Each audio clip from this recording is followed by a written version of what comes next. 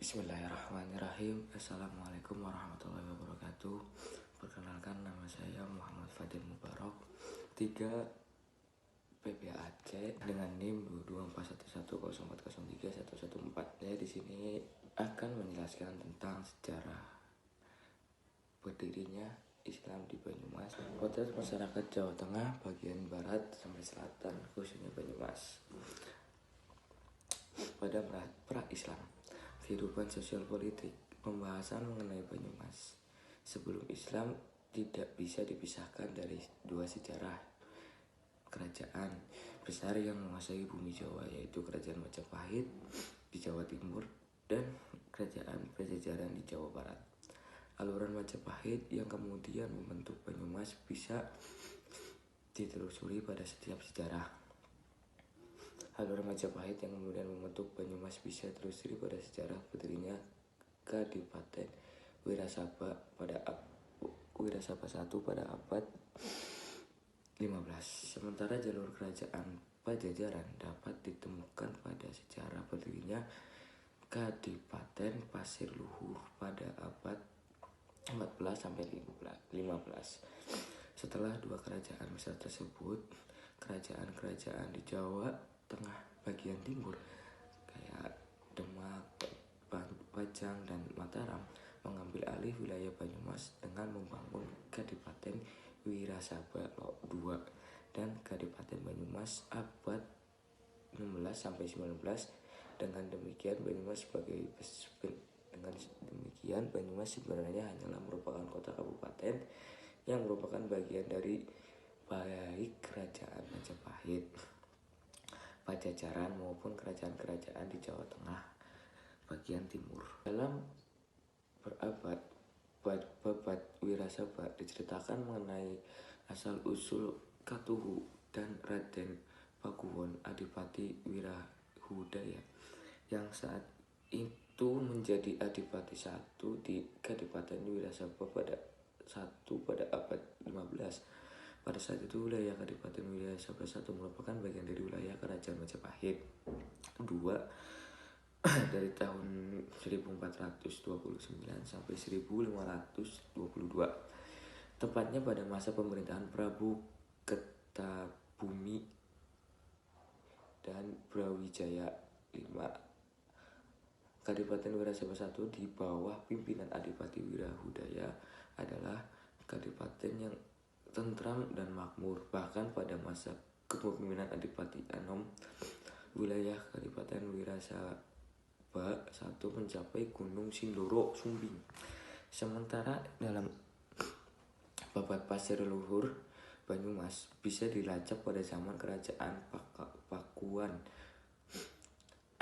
Parahiyan Pajajaran di Jawa Barat di bagian timur, tepat pada kepemimpinan Sri Prabu Langgawesi Dewa Niskala dan putranya Sri Prabu Ligawastu Ratu Purnajaya Dewata.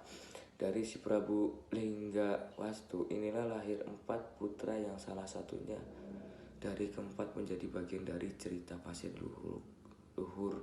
Keempat putranya tersebut adalah yang pertama Raden Harya Banyak Catra, yang kedua Raden Harya Banyak Bladur, yang ketiga Raden Hanya Banyak Ngampar, yang keempat Dewi Rena Pamekas. Dari keempat putra si Prabu Linggawastu, sosok Raden Harya Banyak Catra menjadi identitas penting sebagai alat penghubung silsilah Kadipaten Pasir Luhur, wilayah Barat Purwokerto, dengan kerajaan Pajajaran. Kekuasaan Pajajaran atas Kadipaten Pasir Luhur hanya sampai pada keturunan keempat Prabu Linggawastu menjadi jalur Harya Banyak Catra, yaitu Adipati Banyak Catra, Adipati Banyak Wirata, Adipati Banyak Rama, Adipati Banyak Kesumba. Meskipun setelah Adipati Banyak Kesumba Pasir Luhur masih dipimpin oleh keturunan Banyak Cakra, yaitu Adipati Banyak Belanak dan Banyak Tolek. Namun pelajaran tidak lagi menjadi penguasa atas pasir leluhur, melainkan kerajaan Demak. Banyak nama-nama kerajaan yang memakai kata Galuh selain Galuh Purba, namun jika dilihat dari luasnya wilayah kekuasaan Galuh Purba, sangat mungkin kerajaan-kerajaan tersebut menjadi bagian dari wilayah kerajaan besar Galuh Purba. Kerajaan-kerajaan tersebut yang pertama adalah Kerajaan Galuh yang berlokasi di Brebes, beribu kota di Medang, Pangremesan. Yang kedua, Kerajaan Galuh Kalango yang berlokasi di Roban, beribu kota di Medang, Paramesan. Yang ketiga, Kerajaan Galuh Laleyan berlokasi di Cilacap, beribu kota di Medan Kamulan. Yang keempat, Kerajaan Galuh Tanduran berlokasi di Pananjung, beribu kota Banggolo. Yang kelima, Kerajaan Galuh Kurama berlokasi di Tegal, beribu kota di Medan Kamulian. Yang keenam, Kerajaan Galuh Pataka berlokasi di Nagalacah, beribu kota di Pataka. Yang ketujuh, Kerajaan Galuh Negara Tengah berlokasi di Cene yang beribu kota di Bojong Lompang. Salah satu alasan bahwa yang di atas adalah bagian dari wilayah kekuasaan Galuh Purba. Awal wilayah kerajaan Galuh Purba yang meliputi Indramayu, Cirebon, Brebes, Tegal, Pemalang, Bubiayu, Banyumas, Cilacap, Purbalingga, Banjarnegara, yaitu Cowak. Yang pertama Cowak itu berbicara dengan suara keras. Yang kedua Empolak berbicara dengan belaga serius, apa adanya dan harmonis. Yang ketiga Dablongan yaitu ngomong dengan seenaknya sendiri kalau mengkritik dan berkelakar. Yang keempat itu Ajiban, bereaksi secara sopan melalui ucapan jika hajatnya terpenuhi. Yang kelima Dobros, yaitu berebut bicara saat mengeluarkan ide. Selanjutnya yaitu kehidupan ekonomi masyarakat. Dari sisi kondisi alam, seluruh daratan di Pulau Jawa dikenal dengan kesuburan tanah dan curah hujannya yang tinggi. Faktor alam inilah yang membuat masyarakat di Pulau Jawa mampu mengembangkan budidaya pertanian lahan basah dan ekspedisi hasil pertanian yang unik antar satu daerah atau desa dengan daerah yang lain atau desa yang lain.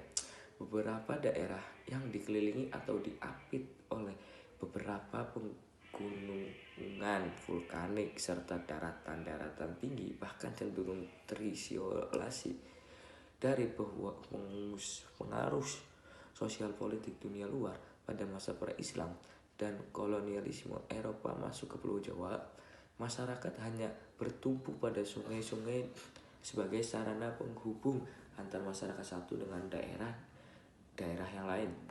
Bahkan jauh pendeknya aliran sungai di Pulau Jawa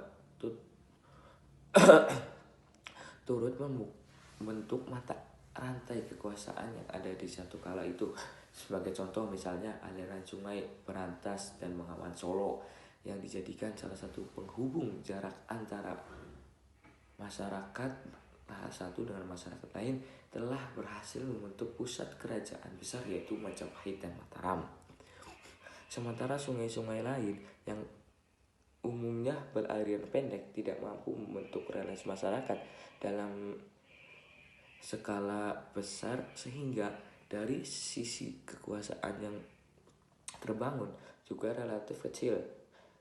Belum tersedianya sarana penghubung yang memadai pada masa itu menyebabkan masyarakat hanya mengandalkan kondisi cuaca dalam hal ekspedisi hanya pertanian atau perkebunan. Kemudian cuaca hujan lebat dan sungai menjadi deras. Aliran tingkat pendapatan mereka.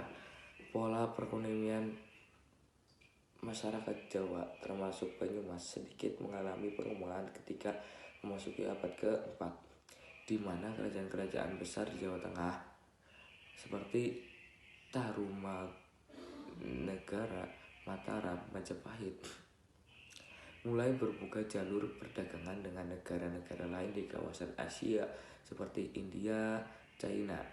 Pada masa itu, masyarakat tidak lagi hanya mengandalkan sungai sebagai jalur distribusi perekonomian, tetapi juga laut dengan berbagai dermaga dan pelabuhannya. Profesi masyarakat juga berkembang, tidak lagi hanya menjadi petani, melainkan ada beberapa menjadi pedagang, eksportir barang, atau penguasa kapal angkut barang. Peran Wali Songo di dalam eksplorasi Islam disebutkan bahwa Wali Songo 9 ya, adalah 9 ulama yang merupakan pelopor dan pejuang pengembangan Islam di Pulau Jawa pada abad ke-15 pada masa Kesultanan Demak. Kata wali Arab antara lain berarti pembela, teman dekat, dan pimpinan. Dalam pemakaian wali biasanya diartikan sebagai orang yang dekat dengan Allah. Sedangkan kata Songo Jawa berarti 9. Maka Wali Songo secara umum diartikan sebagai 9 wali yang dianggap dekat dengan Allah Subhanahu wa Ta'ala, terus menerus beribadah kepadanya, serta memiliki kekeramatan dan kemampuan lain di luar kebiasaan manusia. Wali Songo artinya 9 wali. Sebenarnya jumlahnya bukan hanya 9. Jika ada seorang Wali Songo meninggal dunia atau kembali ke negeri seberang, maka akan digantikan anggota baru. Songo atau 9 adalah angka keramat, angka yang dianggap paling tinggi. Dengan Dewan dakwah tersebut sengaja dinamakan Wali Songo untuk menarik simpati rakyat pada masa belum mengerti apa sebenarnya sih agama Islam itu.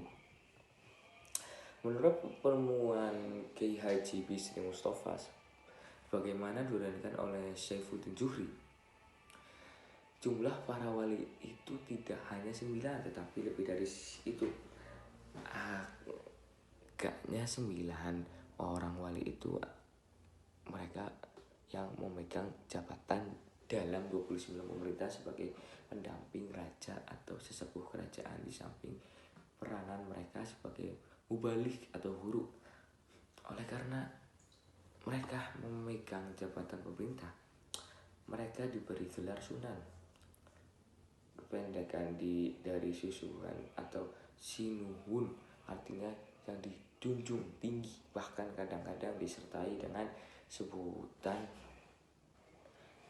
kependekan dari Jumeneng, pangeran atau sebutan lain yang bisa dipakai oleh para raja atau penguasa pemerintahan di daerah Jawa Tengah. Mungkin cukup sekian yang bisa saya uraikan. Bila ada kata tutur kata yang salah,